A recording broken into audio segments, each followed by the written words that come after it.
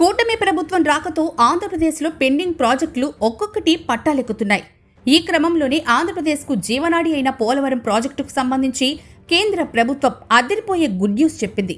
Project నిర్మాణం కోసం 2,800 కోట్లను విడుదల చేసింది. పాత బిల్లులు రీఎంబర్స్మెంట్ కింద 800 కోట్లు, అడ్వాన్స్గా పనులు చేపట్టేందుకు 2,000 కోట్లు ఇచ్చినట్లుగా ప్రాజెక్టు అధికారులు చెబుతున్నారు.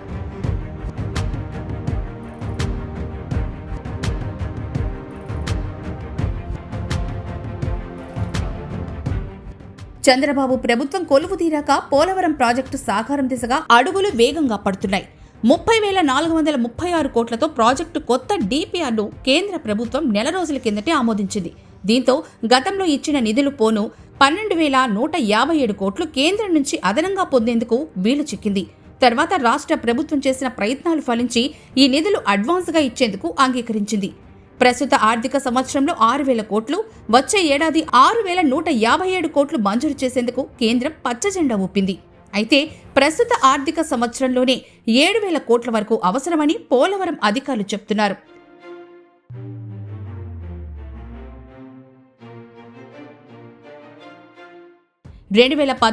పోలవరాన్ని జాతీయ ప్రాజెక్టుగా ప్రకటించినప్పటి నుంచి కేంద్ర ప్రభుత్వం నిధులు రీఎంబర్స్ చేస్తూ వస్తోంది. అంటే ముందుగా రాష్ట్ర ప్రభుత్వం నిధులు ఖర్చు చేసి పనులు చేయిస్తే ఆ బిల్లులు పంపించాక కేంద్రం పరిశీలించి దశల వారీగా నిధులు విడుదల చేస్తూ వస్తోంది.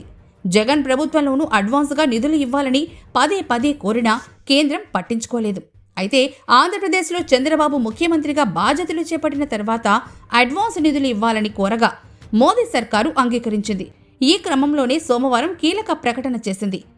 పోలవరం ప్రాజెక్టు నిర్మాణం ప్రారంభమయ్యాక కేంద్రం నుంచి ఇంత వేగంగా సానుకూల నిర్ణయాలు తీసుకోవడం, నిధులు మంజూరు కావడం ఇదే తొలిసారి అని జలవనరుల శాఖ అధికారులు చెబుతున్నారు.